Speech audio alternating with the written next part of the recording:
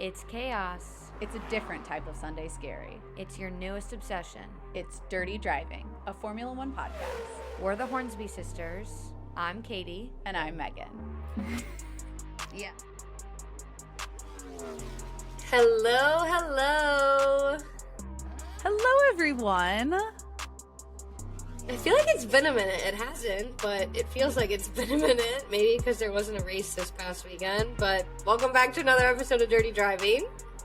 And as promised, on this off week that didn't feel like an off week because of the Vegas launch, because of everything coming out of Brazil, it doesn't feel like it's an off week, but here we are on an off week to deliver the episode that we have promised, kind of a need to know about going to a Grand Prix.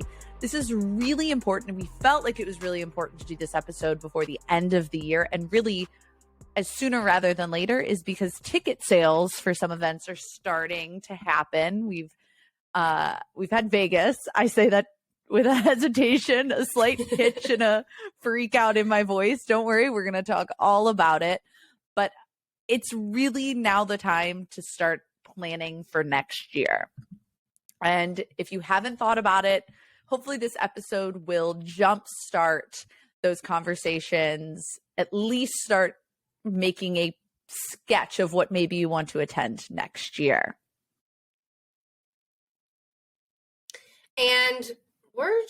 I'm excited to talk about these things because we're going to talk about a little bit about how to pick which Grand Prix you want to attend. We're going to talk about what Grand Prix that you should attend in North America. We're going to give you guys some tips on what you should be packing in your bags, both like your suitcase to go to the weekend and then your bag to take with you to the Grand Prix. And then we're going to talk a little bit about our experience in GA and Grandstands. I know we've kind of talked about that previously, so we're just going to touch on that. And then we're going to talk a little bit about our plans for next year in case anyone wants to join us. But you know you want to. You know you want to.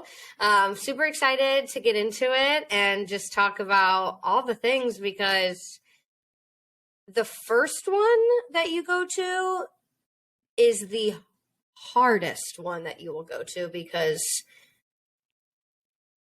let's just say this in the nicest way possible. The whole process of buying tickets, getting there, this and that, all the things that go into it could be much easier and it could be uniform across the different races. But alas, here we are. It's not. It's not. The first one is the hardest. I will say that does not discount the fact that the first one will always be so memorable. I will take the memories of Canada with me the rest of my life. It was incredible. It was amazing. We made some mistakes along the way, but hopefully we'll be able to give some advice so you don't make those mistakes along the way. But not all of those mistakes were necessarily like bad mistakes. It was just something in the future we were like, let's tweak this, let's do it a little bit differently.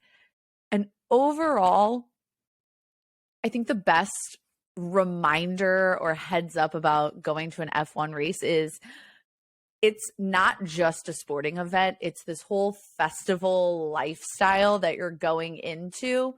So it's really okay to make the decision to not sit in your seats or to take the extra 2 hours and walk around or to watch FP1 from a fan zone instead of watching it on track. All of those things are very much okay. But when it was your first one or even really our second one, I felt almost guilty missing any bit of on-track action. And it took me until Saturday midday of both weekends we've been to realize that it is in fact okay to miss a session if you are surrounded by F1 fans and just absorbing the atmosphere, the energy, the excitement. So with that, I think we have to just begin this whole conversation with how you know which one to go to. And that could be location, that could be financial, that could be timing, but all of that comes from making some like key decisions early on, aka kind of like now, on what you're going to attend for next year. Yeah, I think one of the first things that you've got to figure out, talk to your friends, talk to your sister, talk to your parents, whoever you're going to take with you to the race, is deciding how much you're actually willing to spend on a weekend. So we all know that F1 itself is expensive. So why wouldn't it not be expensive to go and attend it? However, it's very intriguing how different the price ranges per each weekend can be depending on which location you want to go. So the whole weekend could cost between $500 and $1,000, but it could also be upwards of 10 grand or more. So it's all about what you're comfortable spending and what you're comfortable with that's in your budget. But I would say, with like combing through all of the tickets that are currently available, all the tickets that were available, last year, there is variations for everything. It also depends on, like Megan said, how far you have to travel. So we kind of put together, I think it's 8 different points of things you have to think about when you start thinking about going to a race as well. So the first one is, how many days are you going to go? In Canada, we flew in Thursday late, and then we spent Friday, Saturday, Sunday at the track. So we didn't necessarily have a lot of time to explore Montreal, which I think we had decided, we wanted to spend more time in the city. The one night we were there was a little rainy, so we missed out. So it's really, do you want that extra day to explore the city and attend the special F1 events that are happening all over the city? I definitely say give yourself the day. We had the day in Austin. It was fun to be there. I would even say, if you can, if your job is able or you're able to take the time, take 2 days, especially if you're changing time zones. So we haven't changed time zones for a race, but if and when we do go to Silverstone, I will be there many days ahead of time and many days after to enjoy, but also reacclimate to the time zone. Jet lag sometimes affects people a lot worse than others. And that's just something to kind of take into factor, especially because it's not like you're going to the track for 30 minutes a day. It is a full experience. Katie said it right. The second thing, and arguably other than how many days you want to be there, is the cost, how much you are willing to spend. And this is, I think the first one she was talking about was tickets and actually procuring, how much you want to spend on procuring your tickets. This one is, how much do we want to spend during the day there? Some tracks are more expensive than others. Some areas inside the tracks are more expensive than others, but you can kind of make it work. So you can do it on the cheaper end if you want to, or you can do it on like the more expensive end if you are able to. I always say bring a snack though. We brought snacks and it just saves you. If you don't want a full meal, if you don't want the $8 popcorn, the $10 whatever, the $15 chicken strips, having just like a bag of goldfish is great to get you through the break. But that also factors into how much alcohol do you want to purchase? How many waters do you need to purchase? Katie and I have a reusable water bottle that collapses down, so it's easy to get in and get out. But all of those kind of how much are you willing to spend needs to be planned ahead of time so that you know what you need to pack, like packing that reusable water bottle, packing those snacks, or planning time to hit a grocery store when you get to your destination. Yeah, one thing that Megan and I did, which we highly recommend, is we stopped at Trader Joe's on the way to Austin. So we had snacks in the hotel room for when the day was over, before we went to our dinner reservations. So don't just think about snacks for on track, but think about snacks in the hotel room as well. Another point to think about is the racing itself. So obviously there are numerous tracks. There's 24 plus to choose from, depending on what year it is. And some tracks offer better racing than others. The next point kind of folds into this one, so I'll pair them together. But weather is a big thing to think about. Our lovely friends got rained out in Spa. And so you've got to kind of prepare yourself knowing if it's a track that always faces weather delays or rain delays, whatever it might be. And then some tracks in general just are better for overtaking.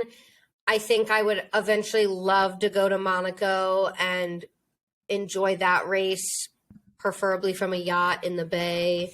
But let's just find a billionaire. Yeah, don't worry, I'm working on it. So it just depends too.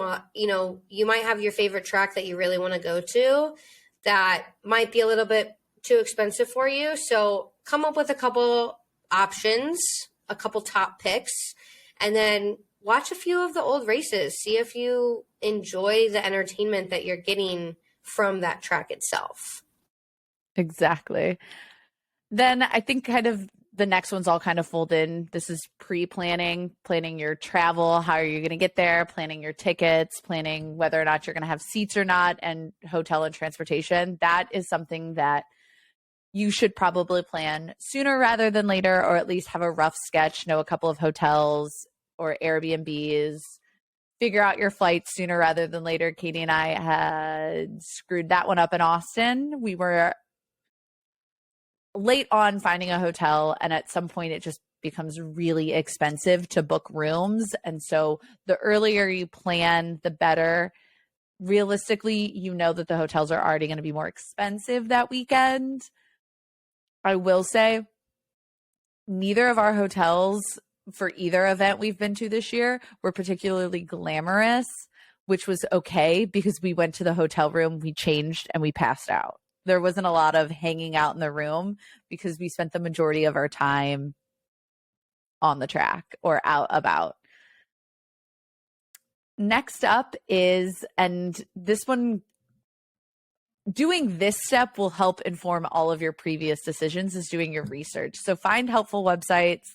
We used f1destinations.com a lot.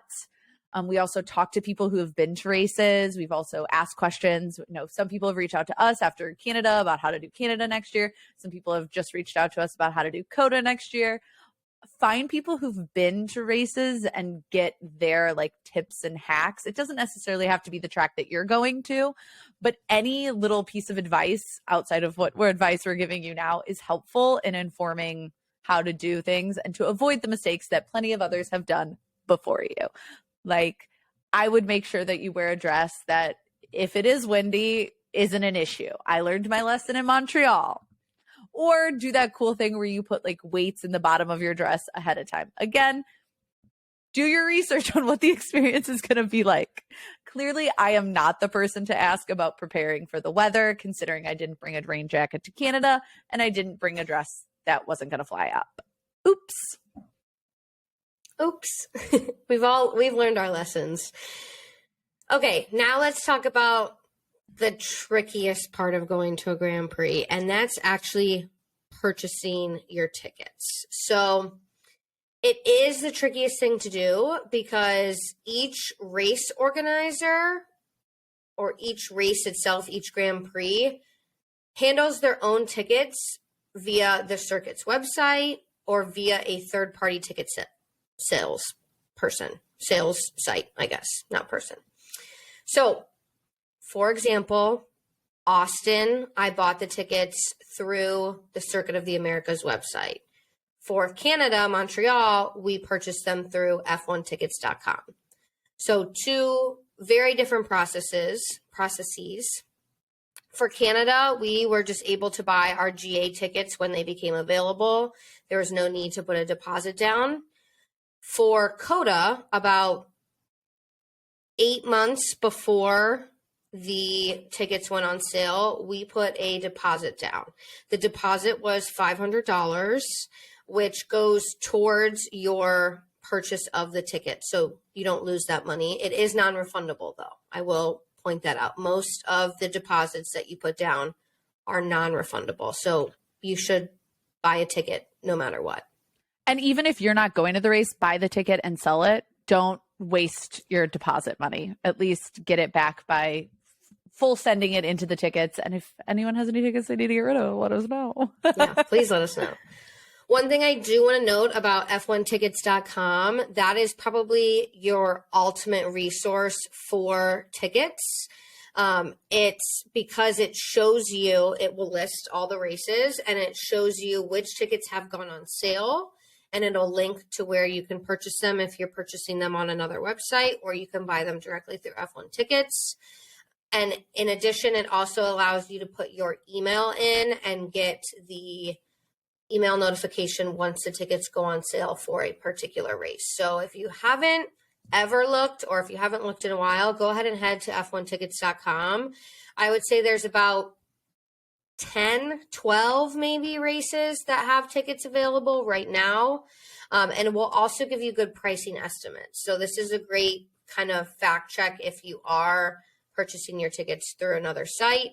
This is a great place to go and see if, you're getting robbed or if you're paying a good price for these tickets.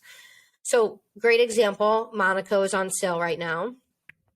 Grandstands for Sunday only are still available, and you can grab a ticket for 850 euros. So I do want to make that note as well, as when you're buying tickets, you can buy single day tickets. So if you're maybe not interested in going to Friday or Saturday, or if it's not in the budget, then go to Saturday. Just go to Sunday. Pick the day that you really want to see and make it work. I've never used f1destinations.com, but they partner, or I've used that site, but I've never used the site that they partner with, which is Grand Prix Tickets, or GPT for short. On their website, they actually do, I think, a slightly better job than F1 Tickets listing out the prices for everything. So again, another great spot to go fact check ticket prices to see if, again, you're getting robbed, or if you're, paying reasonable amounts for your ticket. So you put the deposit down if a deposit is required, then you'll get the email saying that it's time to purchase the tickets, and you better mad dash, because by the time that Megan and I logged on to buy our Coda tickets, most of the seats, most of the grandstands were gone. So keep an eye on your email, keep an eye on the release dates, keep an eye on everything, and make sure that you're just paying attention. And then if you decide to drive to the track, you will also need to purchase a parking ticket, which, again, keep an eye on your email. Call the track if needed. Coda puts a nice message on their answering machine letting you know if things have gone on sale, if things have sold out, all of the jazz. Our parking was $360, and it was worth every cent we paid to be able to drive, get there when we wanted to, and then leave when we wanted to as well. I will make a note here about parking. So we drove to Austin, we drove to the track. Montreal, we flew to Montreal, and we took the metro because you can't drive to that track. If you are nervous about going to a Grand Prix and dealing with the commute from the city to the track, Montreal, I highly, highly, highly recommend. I think I've told about 100 people now that Montreal was so easy to get to the track, so easy to leave the track, so easy to get around the city. So that is a great place to begin, especially because it kind of, there's not very many options with getting there. So the limited options mean that it is very easy to get information on how to do it. I cannot speak for Miami, as we weren't there, but that is another place where traffic is an issue in the United States. Vegas traffic is going to be an issue. Coda traffic really wasn't an issue. The track is way out in the middle. Yeah, we sat in traffic. I mean, there's hundreds of thousands of people leaving in thousands of cars. Of course, we sat in some traffic, but nothing that I thought was unbearable. I've sat in worse traffic leaving Busch Stadium. So I would just, again, this goes back to what experience do you want to have and what do you want to not deal with. We had plenty of people that we met in Coda that shuttled. That's a longer process. You wait in line, you get on the bus, then you get to your destination, and then you still have to get to wherever you're staying or wherever you're going. We had people do the ride share where you take the shuttle to the ride share lot, then you get a ride out of the ride share lot. Again, not a lot of negativity, at least that I personally heard, but it all begs the question of like, what experience do you want to have? And do you want to spend time driving, or do you want to spend time maybe in a city? Again, all questions you can ask yourself. And then I just wanted to make one note about buying flights, purchasing your flight. Make sure you do that early. If you know you're going to Canada next year and you've got the funds, go ahead and book that flight now. Stay away from Air Canada. Stay away from Air Canada. Travel Spirit if you have to. It's a quick flight. You don't have to, ball out on a flight to get to where you want to go. I'm a big fan of Google Flights. Maybe you've used it before, but it pulls data from every airline. But if you're going to look, be ready to purchase in that look, because I kid you not, I will go look at a flight and then I won't purchase, and then I'll go look again and the price has jumped. So be prepared to just book immediately. I feel like we all know that at this age, but just in case you've never booked a flight. You can also look in to see when airlines release their next batch of tickets. Like some airlines, you can only do it 6 months out, some are 8 months. So just look, like, again, that's another part that you just need to research and know, like, okay, if the race is the first weekend in May, then flights will be opening the first weekend in December. I should be ready to book early December. Also, if you know you're going to buy tickets, this might not be, some people might think this advice is controversial. I'm tempted to buy our Canada flights before we potentially can buy our Canada tickets. We know the weekend it's going to happen. I can buy the flights the minute they're available and know that we're going to buy at the end of the day, potentially, if it's just GA tickets, we're going. And yes, if you wanted Grandstands, but you got GA, are you just not going to go to the Grand Prix? You're still going to go to the Grand Prix. So again, not everyone might like that advice, but whatever. Do with that what you will.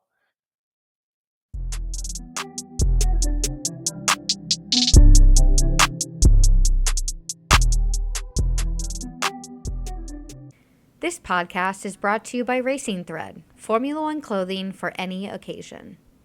Their clothing features subtle, evocative, embroidered designs for your favorite F1 moments. From Ricardo's Monza shoey to Sebastian's Australian scooter ride. From Lewis's Brazilian comeback to Carlando's round of golf.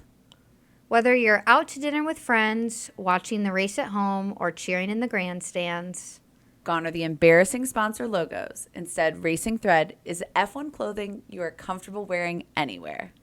Right now, Dirty Driving listeners can get 15% off Racing Thread's entire range of t-shirts, sweatshirts, and polos using the code Dirty Driving. That's Dirty Driving, all capitals, no spaces, for 15% off their entire clothing range. Head over to racingthread.com to shop F1 racewear for anywhere.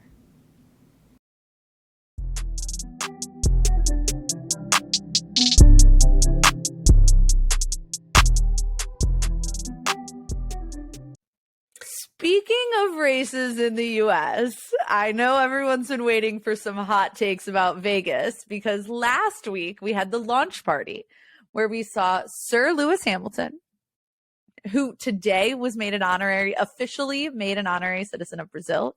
The ceremony happened today. We had George Russell and we had Checo Perez in Vegas for the launch party. It was spicy. It was spicy. Yeah. So I think it was back in April, end of March, that F1 was like, guess what? We're going back to Vegas. All the drivers, they did that cute video. Daniel Ricciardo was the most excited. Let's not talk about that. Sorry, Megan got upset with me just then. But we actually raced in Vegas 40 years ago, back in 1981 and 1982. But this will be the first time that the race will actually take place through the strip, which is wild. I don't know if you saw this, Megan, but they drove a Red Bull The car through the casino. I'm like, of all weekends that we could have been in Vegas, why weren't we in Vegas this weekend? I think I thought about going to the launch party, but truly I was like, I don't love Vegas. Hot take. I don't love Vegas. I only go to Vegas for music festivals, so I don't go to Vegas for Vegas. So as awesome and as excited I was to watch the stuff coming out of the launch party, the fact that I then had to spend time in Vegas not at an F1 event made me cringe a little bit. So oopsies on that. I will say that a lot of the content coming out of it was incredible, but I did not like, why wasn't Max there? I still can't understand how the world champion was not there. Was he not invited? I think what I've determined, I'm watching Drive to Survive with my intern, and we're on season 2, and they're doing the showing of, just like they did in Vegas. I can't remember where they were, but it was Max. And I've decided in my head that Max doesn't do these like quote unquote public appearances anymore because I don't think he wants to anymore. So like, maybe it's written in his contract that he doesn't have to show face for any of them anymore. But that was like, when I saw that he wasn't going to be there, that was like my initial like, oh, it's probably because he doesn't want to do these things anymore. Which pisses me off. Sorry, I'll say it. Thought that was interesting. But nonetheless, we had some hot takes. We had George. Okay, so it was Crofty on stage of Sky Sports. And oh my God, the tea is so hot on this, everyone. I watched this video so many times and I laughed silently in bed, just like to myself, hysterically about this for at least a solid 25 minutes. I didn't time it, but it was approximately 20 minutes. So Crofty, George Russell looks at Crofty, who's asking Sky Sports. Remember, Crofty's from Sky Sports, where Red Bull just boycotted it. He looked at Crofty, he was like, are you even allowed to ask Checo questions? And Checo was just kind of like Crofty was like, I got special permission. And Sergio's like looking around for his PR person to tell him what to do. He's like, I think I'm good. They're not here. It was so good. Everybody's laughing. George is cracking up. Lewis has got this like look on his face like Yeah, it was good. Comedy. Megan sent me the video and then like 3 hours later asked me if I had seen the video. And I was like, you sent it to me, but I was laughing she was so hard to myself so that I excited forgot. about it. It was so great. Then there was the video or the clip of like I don't exactly know what they were talking about, but Lewis asks when the race is and they tell him it's the penultimate race. And Checo's like, I don't think the champion will make it to the last race. I was like, the partying is going to be amazing. DJ Lando out in full, like apparently Lewis was out DJing with Diplo. Like maybe they'll all be at different clubs as guest DJs. That's what I envision is going to happen on Sunday night in Vegas. Saturday night. Saturday night's the race. That'll be, I guess it is Vegas. Vegas. It'll be like 4 a.m. They have a 4 a.m. set. Why not? Cash. I've been to a 4 a.m. set more than once. But we also had some great content of the cars with the neon underlights, which I think all the cars need them. It looks like Tron. It's giving Tron vibes. It's giving Tron. It's also giving Cars, the speed racers at the very beginning of the movie. It was also giving, don't hate me for this, but it was giving Xenon vibes. I wasn't gonna say it. I had my metallic silver coat on today and I was looking at the photos and I'm like, this is giving Xenon on the Moon vibes, the third one. No, it's totally Xenon in the Moon vibes. That's what I envision the cars are going to look like when we're racing in space, because that'll be here soon. So nonetheless, it was an awesome launch party. I was very excited. It's very clear that F1 has taken hold in America and is here and is a presence. I will say what is very unfortunate about this whole situation is just how expensive it is to purchase tickets in Vegas. really expensive. But then I Really realized it's expensive. really because it's a street track and there's nowhere to place grandstands. There's only like 4 grandstands. And GA, And GA is standing. and confined to one area. The map is ridiculous. I wrote it down. Yeah. So GA tickets permit access to the MSG Sphere Zone only. Excuse me. So it's like turns 5 through 9, and it's literally this big rectangle, and that's where you're going to be. And if you're not there early, like we thought we had to be there early for Canada, we thought we had to be there early for Coda, and we had seats. You're going to be spending all day waiting, and you might as well not leave the track. You might as well not leave. There. Yeah, just stay. Find your spot. Get and a cot. Stay there. Bring in a cot. The whole thing just seems like I'm very happy that there's a third race in the United States. I think it's very clear that this is an untapped market for Liberty Media and Formula One and Sky Sports and ESPN to really make a lot of money. And Heineken, who's going to be the sponsor, I get it. I understand why they're doing this. I really am annoyed, but expected nothing else. I mean, truthfully, I expected nothing differently than this, but it still is frustrating that it prices out again your everyday F1 fans. And it is going to be a celebrity millionaires club kind of experience. I mean, the standing room only GA tickets are $500, which I was like, that's actually pretty inexpensive, but you get to stay in one rectangle. Then 2 sets of grandstands have been released in the Amex like first wave of tickets. They're between $2,000 and $2,500 each. I will throw this out there. I was kind of shocked by this because in my research I hadn't seen this anywhere else. But all of the tickets do include all-inclusive food and non-alcoholic beverages. So I'm going to need to eat a lot of nachos to make up $1,200. Yes. There's not enough nachos in the GA or in the grandstand section. No, you're going to lose your spot first. Then you're going to be waiting in line for your nachos. And by the time you do that, your nachos are going to be cold. So I will say, like, yes, they are ridiculously outpriced. I'm with you, Megan. When I saw $500, I was like, oh, that's not bad. And then I saw it was, only that one section. And I was like, screw that.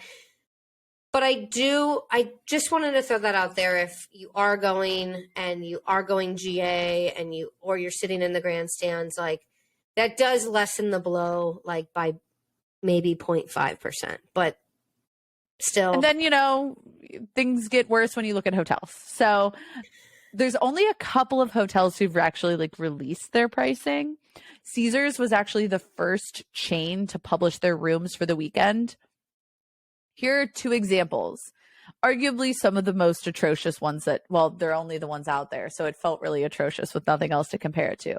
So a night at the Rio for that weekend in the past has been about $100.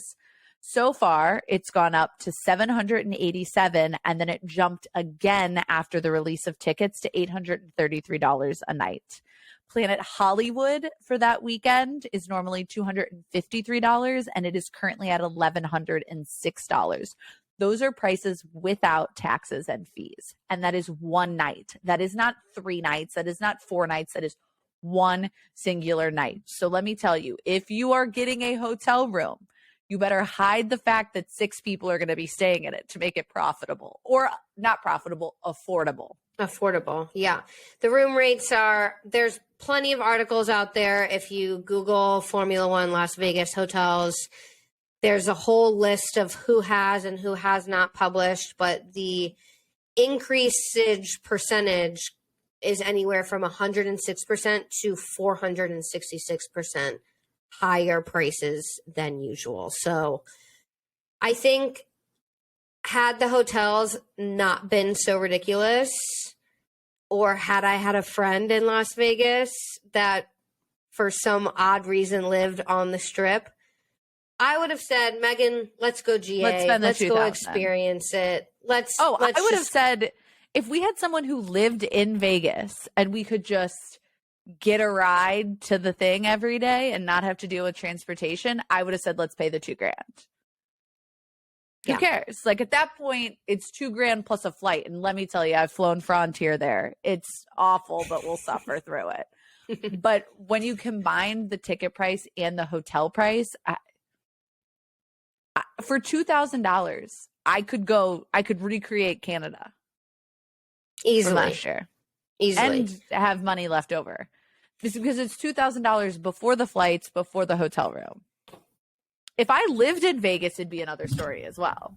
Also, I can't imagine me living in Vegas. Well, and like Airbnbs in Vegas are, we were trying to get one for next year, EDC. They are very strict on how many people you can have. Just like in general, Airbnbs in Vegas are not easy to deal with. So it's not like there are many other options other than staying forever away from downtown and figuring out how you're going to get there every day. I will say there are some options that aren't on the strip that are still pretty expensive. Like the Red Rock Casino is already at $1,000 per night for that weekend. But ultimately, I think the biggest problem is the fact that hotels like MGM has already come out, or it's been reported that they're sweeping up like $20 to $25 million in tickets because their goal is to package them with the rooms. And then it would be like $100,000 for a package, which if I was rich as shit, that would be an easy way to go to the race. I am not, unfortunately, rich as shit. Sorry. Fun fact. Did no one figure that out already? And I do want to throw out there that they were not going to have GA at all. The reason why they decided to have GA was because of the widespread complaints about all of the hotels stating their intention of buying ticket blocks and then repackaging them, like Megan said, starting at $100,000 up to $1 million. I've seen. So it's insane. Really, the only reason we're not going is because it's insane. Had it not been so insane, again, had the hotels not been insane, I would have said, let's do it. But correct. Megan and I came up with a little something So we've fun.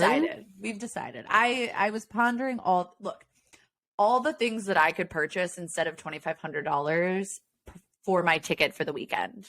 So let's start it out. I can, like I already said, I can recreate our entire Canadian Grand Prix weekend. That would be flights, ticket, meals, and the hotel room for $2,500. And the large amount of merch I purchased from the online sale while we were sitting at the track. So there's that for you. There you go. My first one is 2 hypoallergenic kittens because I really want another cat and the intern is allergic to cats, so they have to be hypoallergenic. And specifically, it would be 2 Bengal kittens, which if you don't know what a Bengal cat is, it's the little ones that look like little baby leopards. So that was my first pick with what I'll be buying instead of going to Vegas. A used Vespa for me. I found a used Vespa for $2,100. I could Vespa my ass around. I found to a bar to watch the race at. Oh, that's good. I found us a backyard game that we could play instead of going to the Grand Prix. There is an inflatable life-size Twister game that we could purchase for that price instead of going to Vegas.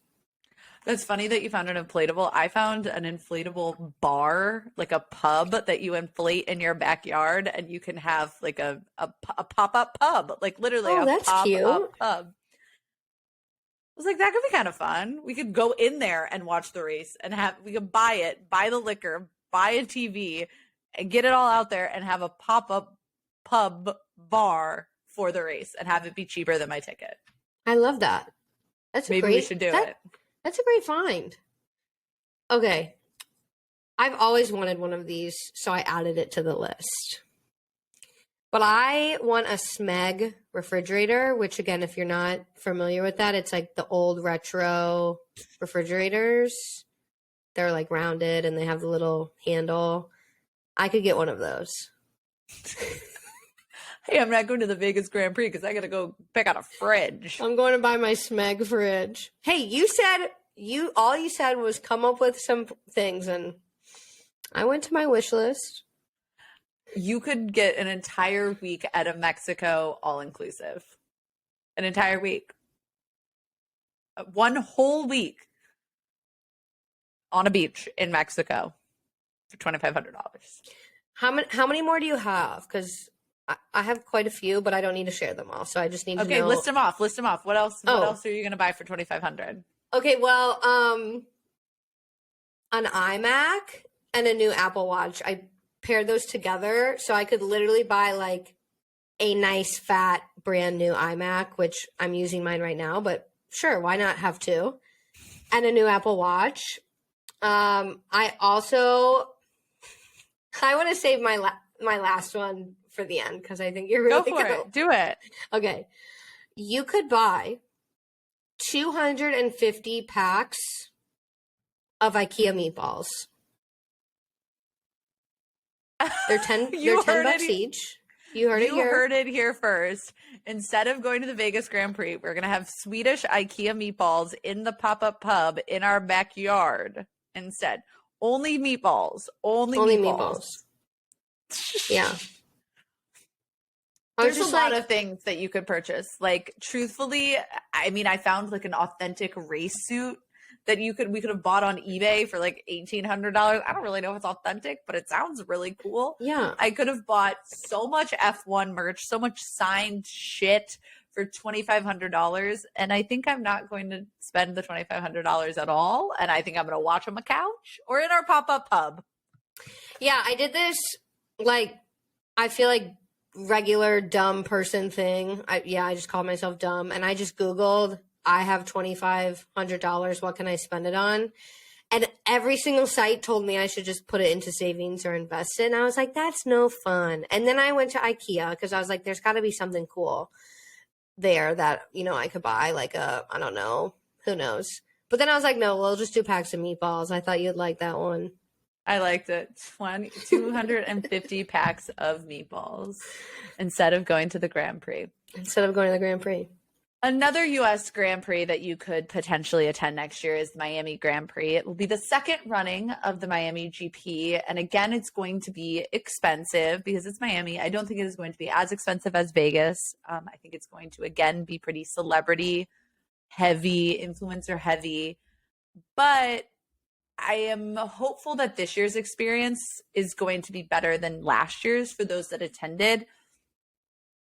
The fake harbor will still be there, but I do think that with Vegas being like the big draw of next year, Miami might feel a little bit more of like an authentic F1 community, which is what a couple of criticisms I heard of it were, like that it didn't feel like true fans were there. And if they were there, they didn't get to have the experience that they wanted. And then we obviously have Austin, which we have raved about, so we won't go into any more details. If you want more details about Austin, we're happy to provide them. Shoot us a DM. We're happy to talk to you about where we stayed, what we did, where we ate, all the things. I would say out of the 3 races that are in the U.S., this is by far the one that will have the largest community of Formula One fans. There's a reason it's still called the USGP. It really is the US Grand Prix. Miami and Vegas are their own entities. Yes. And affordable at the end of the day compared to the other two. So we've also talked a lot about Canada, but one we haven't talked about is Mexico. I've been trying to buy tickets for Mexico. Like, I look at least once a week, but they literally sell out instantly. And it's because of all the gosh darn Checo fans that are living in Mexico. I love. I literally want to go just to hear Checo. Well, it's not like you're going for the racing. Checo. It's not like you would want to be there to watch the racing. We saw how boring it was last weekend. So I would be I think truly I want to go there. I want to be in the stadium, and I want to recognize that it's not going to be the race of my lifetime, but it's going to be the party of my lifetime. Party of my lifetime. Also, if the tickets sell out that hot, it's got to be good. Like, it's just got to be good. I mean, the racing isn't good though. It's the racing isn't good, but like the experience, like the environment, the after parties, the fans, they're all Checo fans. Like, we ran into some of them in Austin. Like, it's got to be good. People. I love it. Okay, next up is when, like we said this before, the biggest thing is going to be picking your seats, GA versus seats. I think ultimately, when you look at the whole string of tracks, especially the 5 in the 5 in North America, the biggest question is, what do you want to see and what don't you want to see, and what fan experience you want to have versus what fan experience you don't want to have. So for a flatter track, Miami, Vegas, by the grandstands if you can. I would even say Canada by the grandstands if you can, because it is much flatter on the island. There are good GA spots though, so it like sits on the line between the two.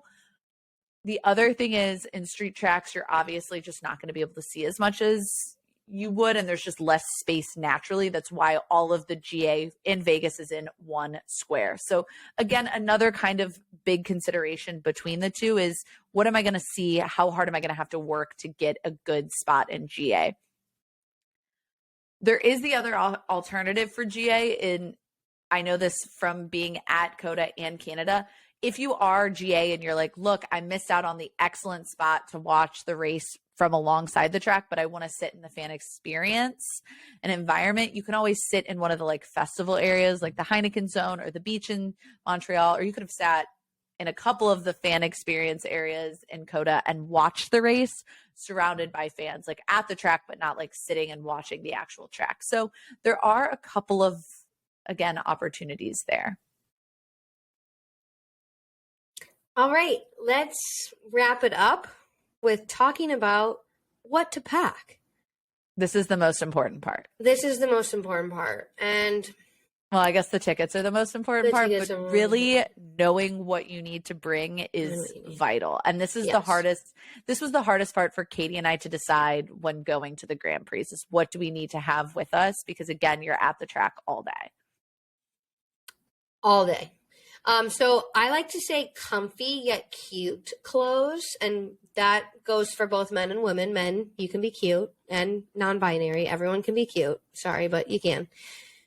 You want to be able to be in these outfits all day. I'm talking the moment you wake up to the moment after you eat dinner. You want to be comfortable. You also want to be confident, and you want to be a little cute. I think it's important to, look I'm not saying put your dress slacks on, but I'm saying throw a dress on Sunday if you're comfortable wearing a dress, or wear your nice polo, your nice new Mercedes polo that you bought on Friday to wear on Sunday. Dress up, enjoy it. It's part of it. Look comfy, look cute, enjoy it. Biggest thing, we learned this the hard way in Canada as we were hair dryering our wet shoes. Bring at least 2 shoe options. They can both be tennis shoes. You can wear sandals if that's in your heart of hearts that you want to do that, or you can throw on some cowboy boots like I did, but just bring 2 pairs. It's a lot of walking, no matter if you're sitting or GA, and B, you might get soaked on Saturday and be wearing wet shoes on Sunday. Really, I think the biggest thing is being willing and able to wear the outfit all day. Don't wear anything to the track. If you are uncomfortable within 5 minutes of putting on that outfit, take it off and change. Like, you will be miserable all day at the track.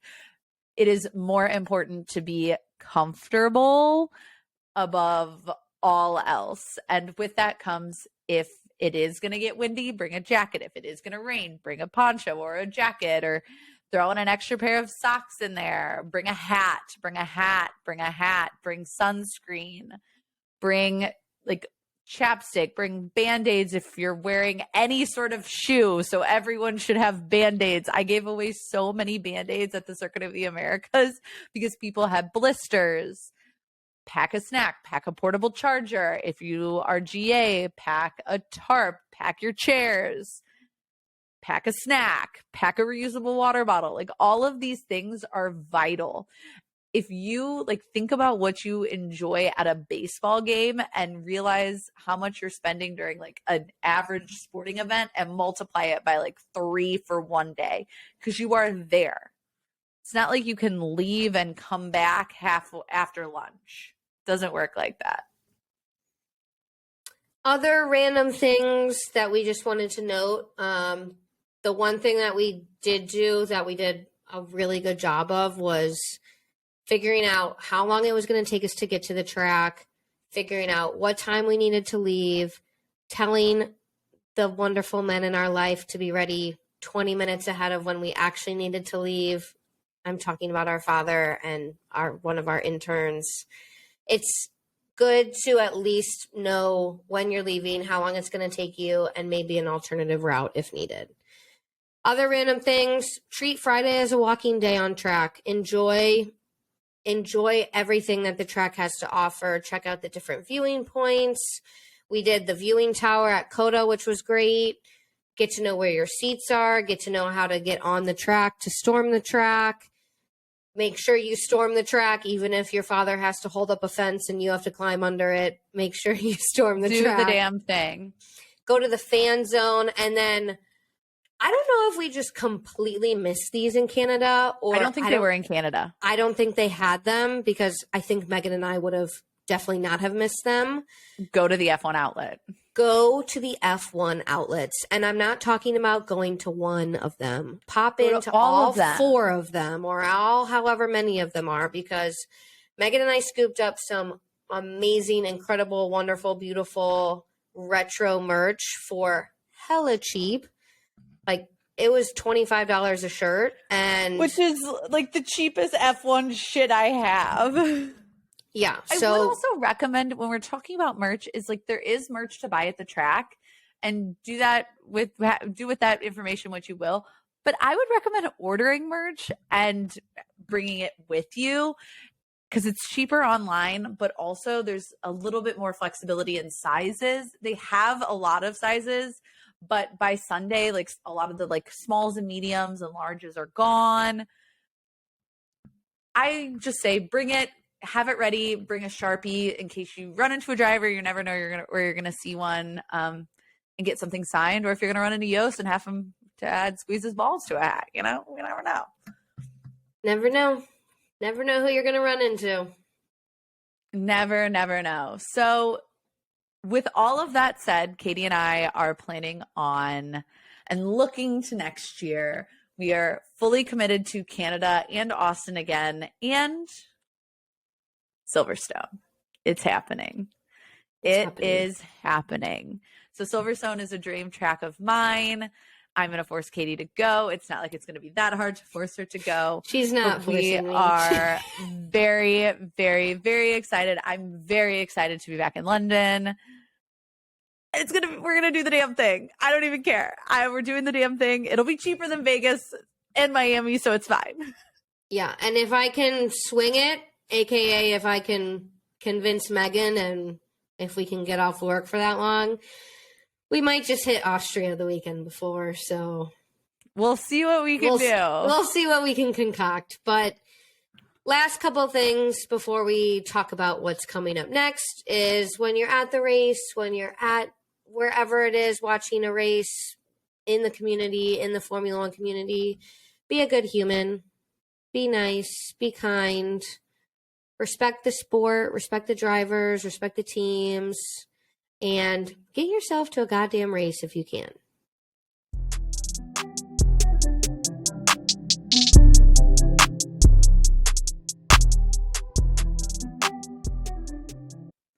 This weekend is the Sao Paulo Grand Prix sprint weekend for our third and final sprint of the 2022 season, and our second to last race of the year. Thank gosh, I can't do it any longer, but also I'm so sad that it's almost over. The emotions are so conflicting. This weekend, we are in Brazil, and the race is taking place at the Autodromo Jose Carlos Pace. It's more commonly referred to Interlagos because it's between lakes. Interlagos, get it? Picking up what I'm putting down? This race weekend is set to take place in spite of the rising political tensions that have caused some disruptions to team and their staff's ability to get to track. So we will definitely hear lots about the ongoing political unrest in Brazil as we get closer into the weekend and probably throughout the weekend. Just a reminder that it is a sprint weekend, so the schedule is a little different. So set your calendars accordingly, because Friday will feature FP1 and qualifying. Saturday will feature FP2 and the sprint ahead of Sunday's Grand Prix, which for us will be at noon. We gotta love a race that's in the middle of the day. As of now, the forecast is calling for rain on basically all of the sessions, so everyone needs to fingers crossed and hope for the best, because I refuse to have this weekend be rained out. Last year was dominated by Sir Lewis Hamilton's race through the fields in both the sprint and the Grand Prix. I have my fingers crossed for no rain and finally a one-off winner for the season. And could that just be the man himself? I hope so.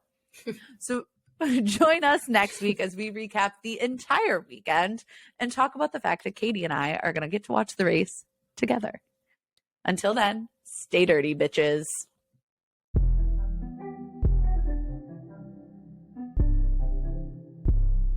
Thank you so much for listening to another episode. Don't forget to subscribe and follow us at Dirty Driving Pod on Twitter and Instagram. Until next time, stay dirty.